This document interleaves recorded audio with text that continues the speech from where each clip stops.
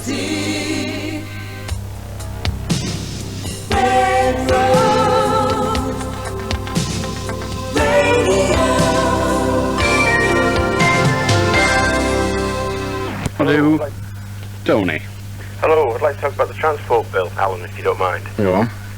I just don't think it's working for the public and especially the employees concerned at the moment. Well, just a sec. What do you mean it's not working? The bill has obviously worked. The bill was to privatise the bus industry. That has worked. All right, and the repercussions of the bill haven't worked. Well, just a minute. What you're trying to say, I think, is that the effect of the bill was bad rather than good. Yes. You got to excuse me, I've had one or two whiskies. Well, it's no good blaming me for that. I'm not. So tell me in what way you feel it has failed. Job security is gone. It's gone out the window, literally. Because, like, my job now on our notice... Well, just a minute. You said two things. You said it's not working for the passengers and it's not working for the staff. Well, the staff are the least of our responsibilities. Let's talk about the passengers. Okay, public. If you live on a lucrative route, you're made up. But people that's in, like, villages or outskirts of various towns... Well, I live in a village and we seem to have as good a service as we've ever had. Yeah, well, maybe your village does, but I can... Well, our village it does. I can only go on our village. Yeah, but where I live, you know, they've suffered. No two ways about it. Seems like coming from the town I live to various large works, you know, people have got to get 2-3 buses now, whereas one used to do them. So their expenses has doubled and trebled, literally, since this bill come in. And our bosses, my company, I won't name the company, was past National Bus Company, and the management are running the company down, ready for, well, selling or just finishing it. Well, what would be the advantage of the management running it down so they can sell it? Obviously, they want it... Well, feelings are that the management is trying to buy it themselves. So if they can run it down, they can buy it at a cheap price. So that isn't the result of the transport bill. That is the result of what can only be described as criminal management.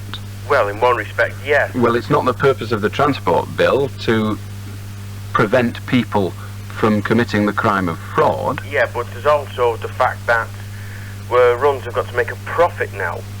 And well, what's wrong with that? That seems to me a perfectly sensible ethos. Yeah, but if Joe Bloggs is living in a village somewhere and he's paying, say, £500 a year rate, same as Fred Bloggs in a town that's paying £300 a year rate. Well, I'm afraid the reverse is the case. The people who live in the country have the benefit of low rates, not high rates. Well, it's no good quoting figures if the figures are wrong. Well, when you live in a rural district, you make a decision. You choose to live in a rural district. No, you choose. Well, if you're born there and you become an adult, you make a choice. And we've not yet got to the situation where adults are not allowed to flit. That's true, yeah. Good, good. The whiskey's working well on you, but it's boring me. Now, what I'm saying is that an individual chooses to live within certain financial constraints wherever they can. Now, if they choose to live in a rural district, there are a couple of things they have to come to terms with. One, they're not going to have all the facilities of the town. They're unlikely to have a nightclub at the end of their road. They are unlikely to have a supermarket immediately available to them. They are unlikely to have the school of their choice. Comprehensive schools in villages are few and far between. They're not going to have a permanent surgery with a doctor in present. They're certainly very unlikely to have a health centre, and they're not going to have a bus every 13 seconds. Those are the decisions you make. Oh, and you're also going to get some pretty funny smells in autumn. So those are the decisions you make, and when you make those decisions, you live with them. Now, are you suggesting that because I live in a rural district, I am entitled to 7 buses an hour, just as if I lived 10 minutes walk from Preston bus station? Of course I'm not. Right. But what about people who want to get, like some village around there, don't you get 1 bus a week? now? Fine. When I worked on the buses, I was a bus driver, and I worked out of, at first, Ormskirk Garage for the Ribble, and then they moved it to Skelmersdale when they built a new bus station, so I worked out of the Skelmersdale Garage. We had a journey that left Ormskirk, went through Haskane and pokey little places like that, all the way to the outskirts of Southport, and it made that journey once a week. That was Ribble Motor Services. In the days when it was national travel, in the days when it was paid for by the local authority. One bus a week, because that was all it warranted. I bet they've still got one bus a week. Right. Pity you came up against someone that knew about the industry, wasn't it? How do, James? How do, Al? Yes? I'd like to talk about zoos. Go on then. I think it's cruel that they should keep all the animals in the zoos. Well, where should they keep them then? Well, they should just let them stay where they, in the wild. But now they've got them in the zoo, where should they keep them? Well, they should send them back to the wild. But a lot of the animals in the zoo have never been in the wild. Well, they would soon become used to the wild after being back in the wild for a while. I think if you sent a monkey out into the wild, then it'd soon become lunch. Well, not A well. lion would eat it. Well, The monkey would say, "Oh, there's that lion who used to live near your Charlie." Oh, gone. yeah, well, maybe so, but they should. There's no doubt about it. How do, Lee? How do, Carl? Hello. Hello. I was wondering, could you tell a couple of jokes? No. How do, Sandra? Hello, Alan. Yes? Have you ever heard of pheromone? Of what? Pheromone. No.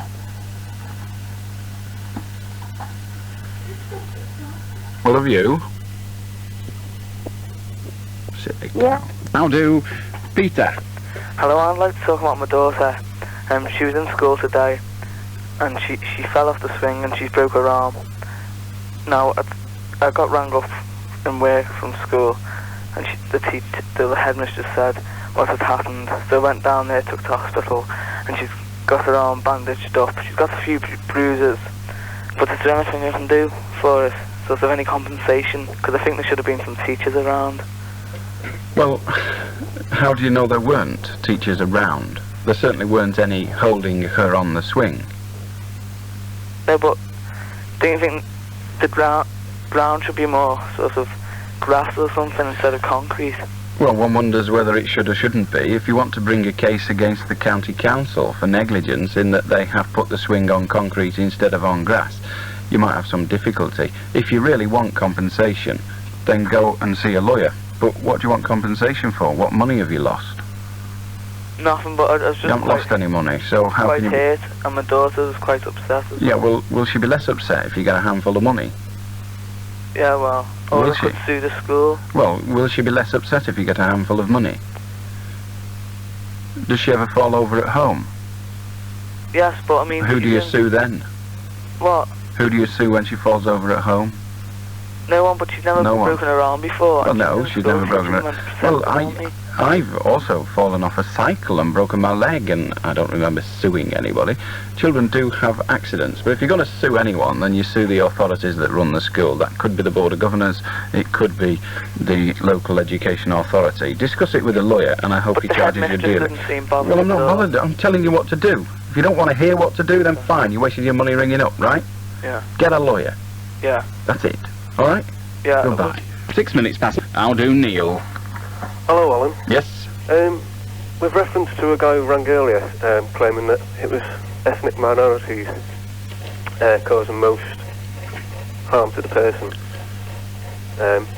Well, on Sunday, I was outside our house washing my van when a white yobbo walked up and snapped the aerial off my van and whipped me across the face with it.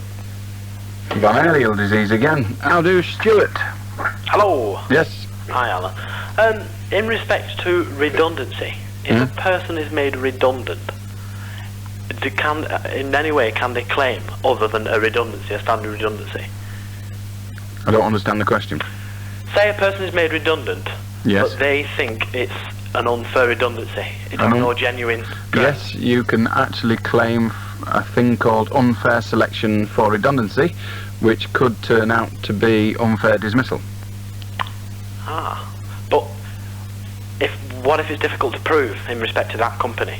Well, unless you prove it, you won't win your case. You won't win it. Well, who's going to let you win the case if you don't prove it? Yeah. You're not just going to say, oh, well, Stuart says it's true. Oh, well, that's all right then. Give him the money, Harry. No, but if If you can prove it, fine. If you can't, you can't. Yeah, but they could cover it up. I mean, I know it's true, but they could cover it up. Well, you're going to have to prove it, aren't you? No one's going to find in your favour until you prove your allegations, are they? How do, Terry? Thank you very much, yeah. How do, Mark? Alan, will you come to Bedford? How do, Stan? Hello, Alan. Let's talk about that bloke who was on last night about astral travelling. Go on, then. Well, I do a bit of it, you see. Alan? I heard you. Well, I do a bit of it, and You're fine. I talked to someone last night, All right. and they said that when you die, you're going to go through a tunnel with a light at the end. Well, I'm looking forward to it then. Yeah, so to tell you. Well, thanks very much. How do, Peter?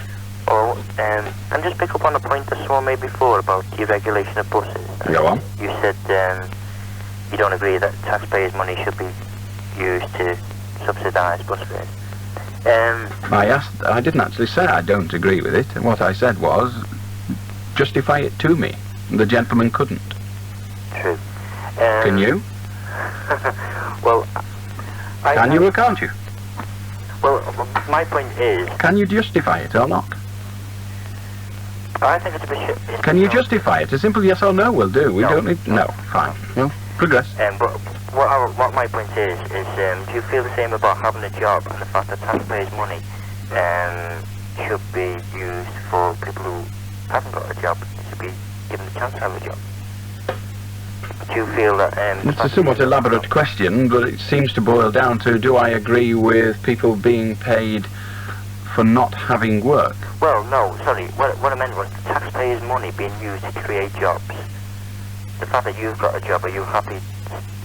Do you agree with the fact that... Or do you go along with the same way that... Well, can we just establish that the taxpayers' money is used to create jobs? Yeah. Every single penny of Yeah, it. and it's also used, or was used, to subsidise bus fares. But you Well- don't agree with... You didn't, to me, seem to be agreeing with the fact that it should be used to subsidise... Well, are you going to justify it to me? Because a moment ago you said you couldn't. Well, I mean... If you can't justify it, why should we have it? Well, do you agree with the fact then that... Well, it doesn't matter what I agree with. You seem to be saying to me that you don't agree with it because you're not able to justify it. I agree with it purely on principle, the fact that... Well, justify the principle.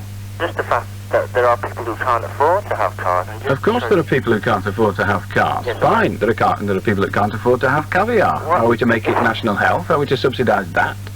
And also pay water. But the fact is, say your car broke down and you have to use the bus, then what? I don't. When my car breaks down, I get taxis.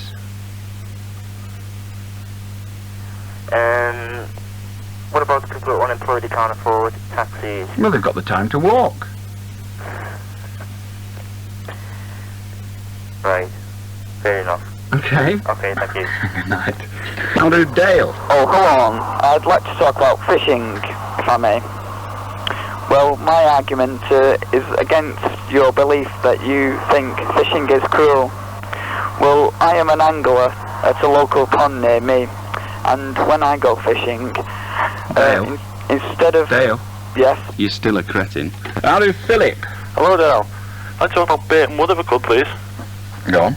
Well, last night you talked to a bloke about it was Russia and how many men they had behind the lines. Mm-hmm. And you stated something about bears and mud having all the food. And you said I shouldn't really be telling you this. Well, I think you shouldn't. I'm sorry. First of all, I don't remember ever mentioning Burton Wood last night and saying it was full of all the food. I think I did, but maybe I'm wrong. There's no doubt about it. You are. However, go on. Well, if you ever driven down the M62 and you would look at the centre section of the M62, you would see that it could easily be taken up on all the lights, and therefore that could become a major runway for bait and mud. So supplies could actually be stored there, and still are. Well, they very definitely are. Burton Wood has the largest covered warehousing space in Europe. Mm. And it's all very well to say that we could therefore use the M62 as a runway if we took up the lights from the centre, but I don't think we are going to take up the lights from the centre, first of all. Secondly, in terms of logistics, it's not that easy to get air transport, all here at the same time. For example, let us say we declared war now. How long do you think it would take to get sufficient aircraft onto the M60, whatever it is, 62, and have those aircraft loaded and flown out to the border in West Germany? That's what I mean, because you have to pull all the lights up and... Well, not just that, you've got to find the planes. Where are the planes? Well, I thought the Mildenhall... Are they hiding under the underpass? No, Mildenhall and Fairford and around that, and it don't take long to come across Reykjavik and... It won't take long to come across, but it takes a long time for the decision to be implemented. It isn't just that. It isn't just a thought, hey Charlie, hey, make your way over with the planes, will you? We're a bit busy. Yeah. It doesn't actually work like that. It's a little more. And do you remember when they have one-day strikes on the trains? Yeah. Do you know how long it takes them to get all the trains in the right places to get back to the timetable afterwards? A long time, I think. It takes about 10 days. Yeah. Because it's complicated. Well, it's the same with aeroplanes. If they all suddenly started landing on the M62, A, who's going to load them? Where are the men coming from to load them? Yeah. Where are they going to get the fuel from? Who's going to put it in the planes? Yeah, but it's between Liverpool and Manchester, so it could be an ideal spot, really. Well, it could be an ideal spot. We're not debating whether it is or isn't an ideal spot. We're debating whether they can do it or not. That's what's important. If you're saying they'll land at Manchester Airport and get fuel, fine, they'll land at Manchester Airport and get fuel. So what do? Cancel all civilian flights? No, but I think during wartime, I don't think anyone will be civilian flights to be popping around the Britain. Well, yes, I know, but what you've got to remember is that during wartime, that is the case. But the day they make the decision, it isn't the case. Say they made the decision on the 16th of August. There's about 7 million Britons in Spain. What do? Say, tough, you're not coming back. You'll have to swim, because we're having all the fuel for the planes. You try and get them back as quick as possible. Well, yeah, you won't get them back damn quick if the planes have got no fuel in them. And the airport's cluttered up with military aircraft waiting to land on the M62. Yeah, that's it. And all the fellas that dig the lights up are on holiday anyway. Well, you played the record before, Alan. What's this got to do with it? Oh, come on, by Gary Newman, could you tell me... I didn't play a record by Gary Newman. You didn't? No. I thought it was, sound like. Well, I don't care. I haven't played anything by Gary Newman tonight. No. Unless he's in a band called Manu Dibango. Was that who it was? They might have been. I've no idea. I haven't played anything by Gary Newman anyway. How do David? Hello, Alan. I might be under 16. There's no doubt about it, you are. How do James? Hello, Al. Yes. I'd like to talk about nuclear weapons, please. Go on then. I think that it's essential that Britain should keep its nuclear weapons. Why? As a deterrent against Russia. That's it? Well, yeah. Well, are you going to substantiate? Are you going to expand your point of view, or is it? Yeah, well, I feel that unless they keep their nuclear weapons, then never mind. Bye. Well, I rest my case anyway. How do Steve? Hello, Alan. Hello. I'd like to correct you on a point about this astral travelling, please. Go on then. I know nothing about it, so it shouldn't be hard. Well, many of your callers, and you... Not interested in many of my callers. You're correcting me. Leave the callers out of this. Right, then. You refer to it as astro travelling, and that is wrong. It is astral travelling or astral projection. Well, if someone comes on the phone and says to me they want to talk about astro travelling, and I know nothing about it, I'm in a bit of a difficult position, aren't I? You know nothing about it? Only what the people have told me, and they appear to be telling me even that the name is wrong. Well, you're a prat. Well, I know that, but I'm paid for it. Why do you do it for free? How do Dave? Hello? Hello? I'd like to talk about AIDS. I think condoms should be put on the national health. Why?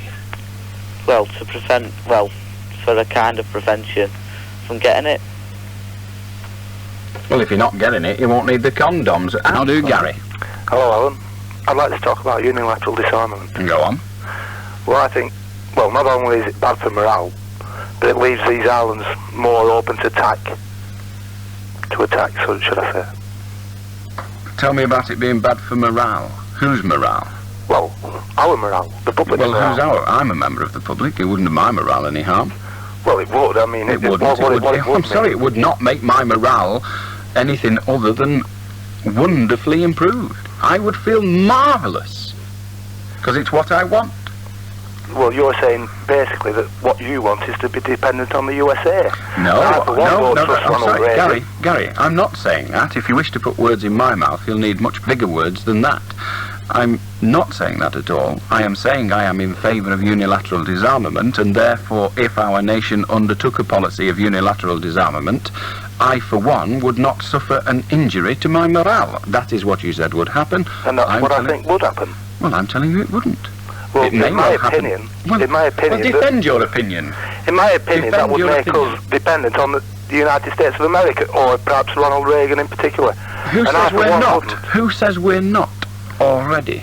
We're not already, Tell because me we have about our own nuclear And who weapons. do we as buy it it stands. off? Sorry? Who do we buy it off? Dennis. I'll do. I'd like to talk about parking. Where I am, I park in a cul-de-sac, and there's one or two people around about that have gates. And there's a chap right opposite me that has a gate, and has only put it up recently. And the last week or two, he tells me that I haven't got no right to park outside my back door, my back gate, which is right opposite his. You know, I park my car there. Do you obstruct his entrance? Yeah, but the thing is... he's Well, only you've no just put right this- to. He's only just put this... I don't care, it's still an entrance. Yeah, but I also... If they suddenly built a motorway down your street, would you say, I've always parked here, so I'm still going to? Oh, no, but I... Right, well, he's only just put the gate there. You've got no right to block his gate. No, but I also have a gateway. And does he block yours? Yeah, but I can't... Does he block your gate? Pardon? Oh, God. Does he block your gate? No. Well, he damn well should do. That'd shut you up, wouldn't it? How do Simon? Hello there, Alan. I'd like to talk about the change in the... Ring me back when you know what you want to talk about. I haven't got all day waiting for you. How do Jenny? Yeah, hello. I want to... Too young, go to bed. How do Derek? Hello, Alan. I just want to know your opinion on this new proposed Channel Tunnel, so-called tunnel. What's your opinion on it? Sorry? What's your opinion? I'm not very pleased. I think we should remain an island. I think once we start opening up the tunnel, it's exposed to terrorism and what have you. And we How is it going to expose us to terrorism? Well, what's to stop a terrorist group to bring a truck through, say, a load of explosives, and so they hold, if you like, the island to ransom. I know it sounds ridiculous, but... Tell me what you mean, holding the island to ransom. Well, if they sort of have, say, two trucks, one in front, like one behind, with a load of tourists and whatever, and threaten to blow up the whole bloody thing. So? So it's, we should remain an island, basically, though, I think. Well, I want to know your reasons. If you've just realised the weakness of your argument and you're just saying, well, forget the argument, we'll just say I want to remain an island, then fine. Yeah, well, what I'm asking you is, what is your opinion? Do you think that we should be a tunnel, or you're for or against, or...? Well, it doesn't make any difference to me, to be perfectly honest. If we're going to have communication with other nations, then we need the easiest form of communication there is. And that means a tunnel, I would suggest. Yeah, but don't you think that for a country like Britain, for all these hundreds of years with strong sea links and what have you, that we've survived so far without a tunnel, so why build one now? Well, yes, of course we've survived so far without a tunnel, but we did awfully well without the telephone for quite a while. We did reasonably well without electricity for a while. Are we to abandon that simply because we survived without it? The world is a changing place. We have to keep up with progress. Yeah, but we are an island, aren't we? I mean, a telephone... We'll still actually be an island. Yeah, we're not going to be independent, so do you not think? Well, are we independent now when the European Economic Community can tell us what to put on tax and what to do with this, that and the other? Yeah, that's sidetracking from the subject. No, it isn't. You're saying we're independent. We're not independent. We have not the right to independently run our country. We've actually sold off some of that right to a communal responsibility called the EEC. Which was another mistake, by the way. But well, okay, so you want us to be not only a physical island, but a spiritual island. I should think so, yeah. Well, who would we sell our products to? Well, I mean, I don't mean in that respect. Like, obviously. Oh, you're happy to take other people's money. You're happy to have their money sent in.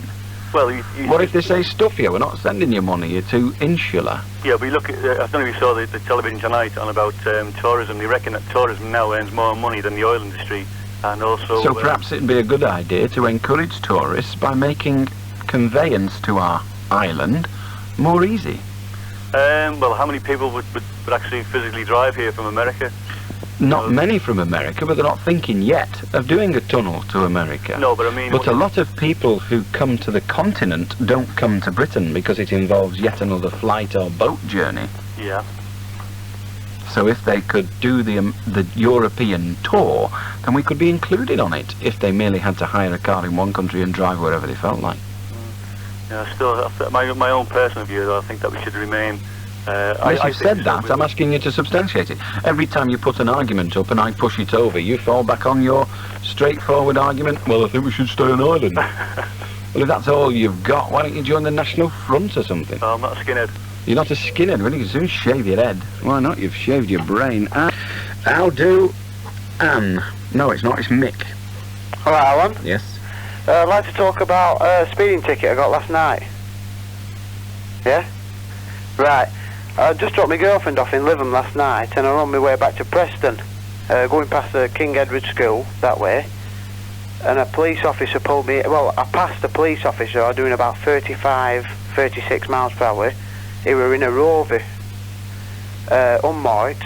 I passed him, carried on going. How did you know he was a police officer? Well, I didn't know at the time, you know, until I see. Yeah. So I passed him. I carried on going, and then next minute he had a blue light on his back shelf, flashing, and he was flashing his full beam, coming up behind me. So I pulled in, and he stopped and everything, and I got in the car, and he's saying that he's going to ban me for 6 months. No, he can't ban you. No, well, no. He wrote the ticket out and said this could be a 6 months ban. Fine. Is that right? Well, the answer to the question, it could be, is possible. Have you any other endorsements? No, well, this is What's he charged you with? He's charged me with reckless driving and speeding. Well, I don't call it speeding, really. Well, it either is speeding or isn't speeding. What speed has he alleged you were travelling at? Well, he said I was doing like 40-ish, and I'm only doing 35. Well, he wouldn't have said you were only doing 40-ish. They're rather more specific. They usually ask you first. Yeah, but you know what police like. Have you ever been stopped yourself? Once or twice, yes. Probably more often than you by the sound of it. See, so, but I've never been stopped and accused of reckless driving, but speeding I've been done for once or twice. Yeah. Well, what he's trying to say is... We know what he's trying to say, that you were driving recklessly. Hence the charge, reckless driving. Yeah. Well, just listen. He said... What did it... No, hang on, what did he say? He said that... He's getting me done for... He put excess speed 30 on the yellow thing they give you. Excess speed 30? Yeah, right. So... Implying that you were travelling at 60? Is that what it means? I've no idea. You tell me. Well, what it says, it says like excess speed 30. Well, my interpretation of that, without seeing the form, it would be difficult, but my interpretation with that would be that your speed was 30 miles per hour in excess of the speed limit prevalent at the time. Would it? Well, that's my interpretation of it. No, but that it would have put... I think if I were doing anything really over the speed limit, it would have put it down. Well, it has done. Well, no, but I'm only doing 35. Well, that can be your argument at court. That can be your defence. But like, I've never had a driving, you know. Well, everybody that gets their first one's never had one before. That doesn't mean they're not entitled to their first one. No, but do you not think it's a bit unfair to get the ban? Well, first of all, we don't know that you're going to get a ban. That's only what he said. It isn't an automatic ban. Yeah. But like I'm saying is, what do you think on it? What do I think on it? I don't think about it at all. You're going to get a summons. You respond to the summons. In your experience, do you think I'll get a ban? I wouldn't have thought so, but it's possible. It's possible, is it? All right then. All right then. Yeah, thanks. It's a pleasure. How do, Pete? Hello, Pete. Oh, blimey, Pete. How do, Michael? He's just gone to the toilet, can you wait? Oh, it sounds like he couldn't either. Never mind, I hope the dog doesn't like sausage. How do, John? Alan, why don't you shut up while I talk to them? Okay. Do, Tony? Hello, Mr. Beeswax. Hello, Tony. Right, there's two Jewish blokes sitting in a pub, right? We don't do racist jokes on this programme, even if we pretend we haven't got a Scouse accent. How do, Andrea? Hello? Hello. Can I talk about slugs? I don't know whether you can, but you may. I've got a great way of getting rid of slugs from your back garden. I haven't got any. Well, if you've got any. Well, I haven't. You buy a pair of 70s platform shoes, Aye. and when you see them coming, go and stamp on them. Oh, well, it's really good, that. How do, Pete? I'm 16. I play a value. Very good. How do, Darren? Alan. Yes? I think you're pathetic. Well, that's fine. Do you agree with me? I'm not bothered. I think you're just so pathetic you shouldn't be on the show. It's a programme. Is it? Mm. It's more like a show. Why? Is it very visual for you? You can see it, can you? I can, yeah. Oh.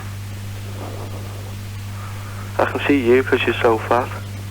Mm. Yeah. And you're ugly. Mm. Could you tell me...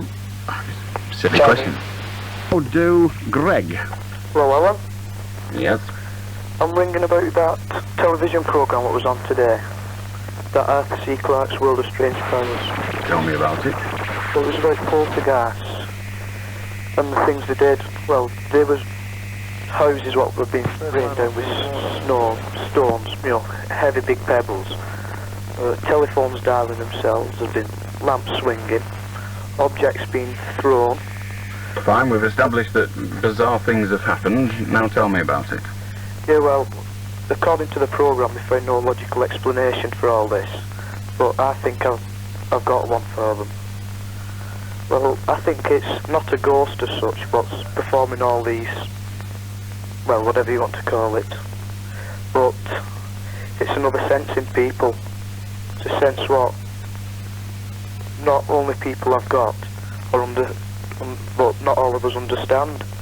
Well, it doesn't sound very much like you do. You certainly don't understand it enough to explain it, so you'll have to be a little more clear in your definition. Okay.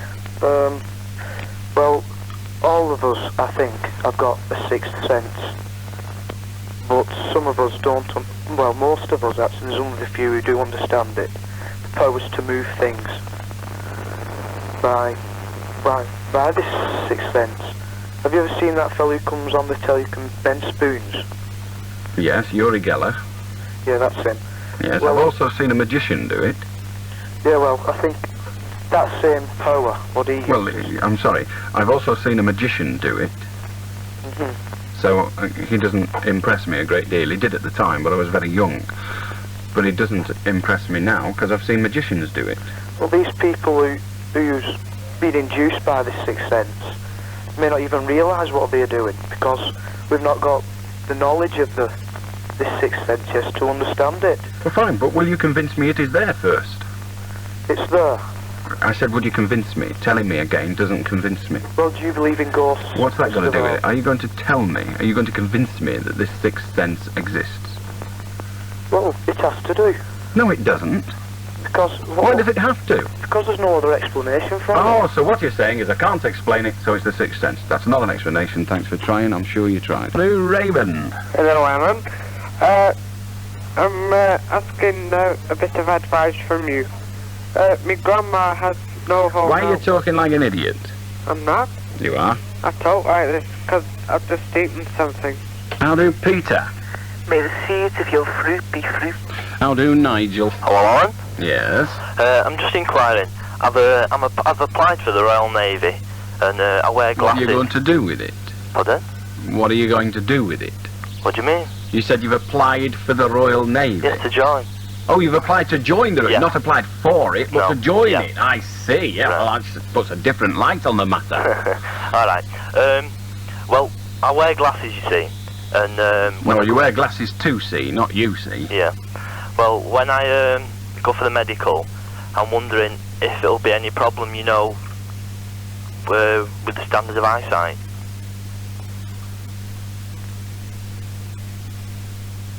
Alan? Yeah? I'm wondering, do you know anything about the standard of eyesight? No. No. Other than if it's not good enough, you wear glasses. Yeah. But, I mean, you're allowed to wear glasses in the Royal Navy. Well, you'll have to, what? You won't be able to find your way to work. Yeah. Alright, Alan. What? I've got a new word. I'm glad to hear it. How do, Lynn? Oh, good morning, Alan. Good morning. Could you tell me how they arrive at the national average wage of £200 a week? Yes.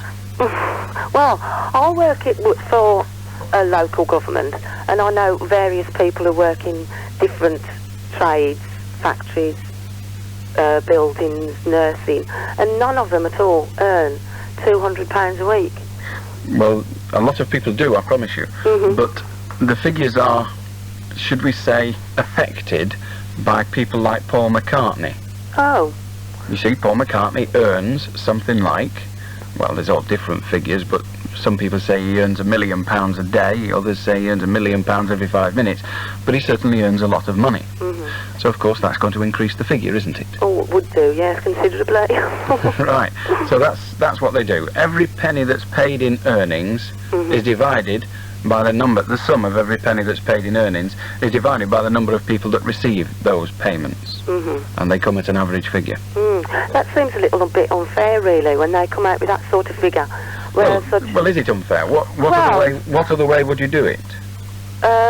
Put a limit on the professions, because obviously there are some professions that are going to pay a Well, of course there are, but then, it wouldn't be an average, would it? Others. No, with national average it wouldn't be, but it would be an average, because they have different... Well, yes, but it would be an average of what? What would it be an average of? An average of everybody that doesn't get a lot? Well, I suppose really it depends where you draw the line again. Well, of course it does, but how are you going to explain what is a normal working... Am I a normal working person? Yes. I am. Well, I should imagine so, Well, yes. you don't know. You seem to not know. Well, decide. Am I a normal working person? Let me just think. How are you No. Why not? Well, I think it depends on if you're classed as a working person or a professional person. Well, I There's don't two different trades. I don't think this is regarded as a profession. Well, I would have thought so. Well, I don't think it is. I mean, any clown can do it. You don't need any O-levels or university degrees to do this job.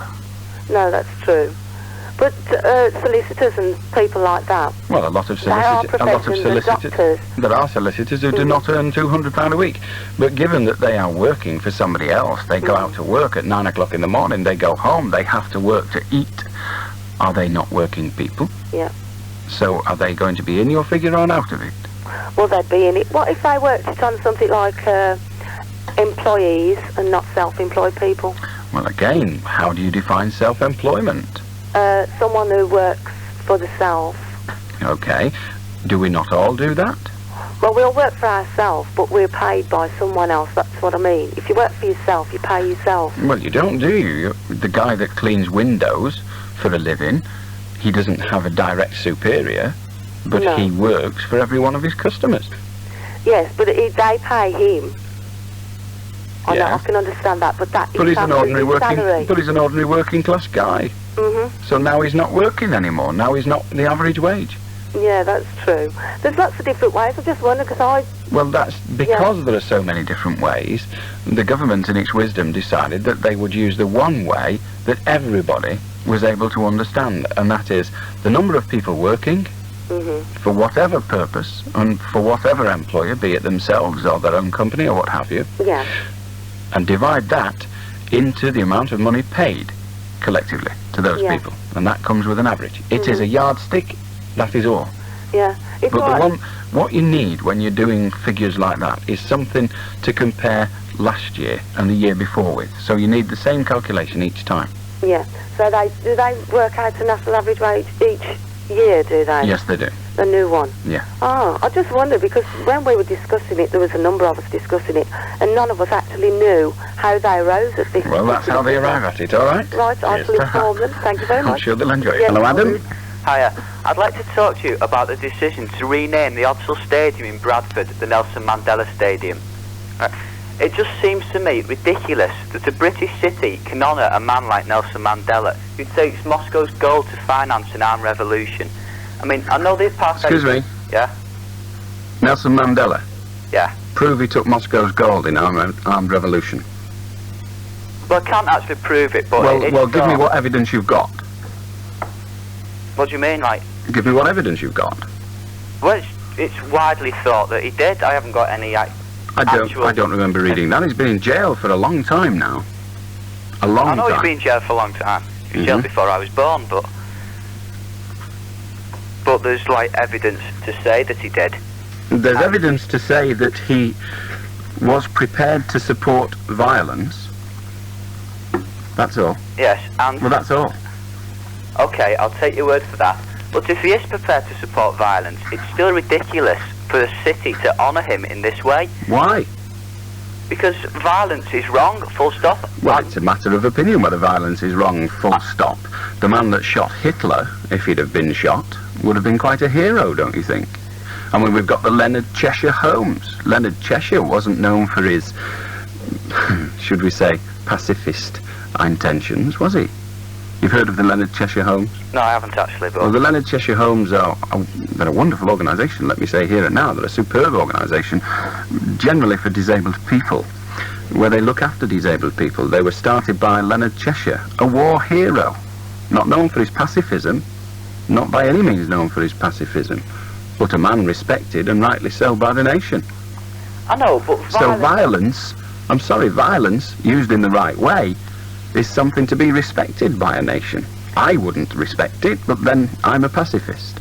Yes, but I don't see how I'm sure the whole city, everybody in Bradford was not consulted about this decision. I'm sure they weren't. Well, it may well be the council, but the whole city were given the opportunity to vote that council in or out. I know, but I'm sure... Well, the council have the right to name their premises whatever way they like. They also have the right to rename their premises in whatever way they like. Yes, but I'm sure one of the election policies when the council was voted in was not to rename the stadium. If you're telling me that the only thing a local authority has the right to do is to deal with matters that they claimed they would deal with in their manifesto, I'm going to tell you the world would grind to a halt in that way. No, but I'm not telling you that. I'm just saying... Well, look, can we just establish that we have an electoral system that elects representatives who then act ultra vires sometimes, some people think, but they at least have the right to act in that way. Yes, I'll grant you that. But so they are able to say, look, this is what we're going to do. Now, if you don't like it, then by all means vote us out next time. But you've given us the power to make this decision. You have delegated that power to us. And whether you wanted this or not, tough, you've got it. Yes, but the people will probably realise a mistake. I mean, instead of spending money on if the people do realise they're what you claim to be a mistake, they will vote that council out the next opportunity. And perhaps their replacement, the council replacement that is, will change it again. Yes, but it still seems ridiculous to spend, like, decent taxpayers' money changing... Well, first of all, it's not taxpayers' money, it's ratepayers' money. And yes, in your view, it would seem ridiculous, but in the view of the council, who have the decision given to them, have the mandate to make that decision, they don't think it is. They think it's a very sensible way of spending the money. I know, but I'm sure I speak for many people that I just don't... Well, you don't, on this programme, I'm sorry, let me stop you a second. On this programme, Adam, you do exactly what I do, and that is you speak for one person. I don't speak for Red Rose Radio, you don't speak for the world at large, you speak for Adam. Yeah, right. But I'm sure every single pacifist would agree. I'm not interested in every single pacifist, Adam. There must be a lot of them. Adam, I want your opinion. But before we go any further, let me tell you that every single pacifist doesn't agree. You're arguing against one. Good night. How do, Edward? Hello? Hello? I'd like to talk about bloodless castration, please. I don't want to know about it, but if you've practiced it, it's more power to you. What do, Paddy? Hello? Hello? Alan?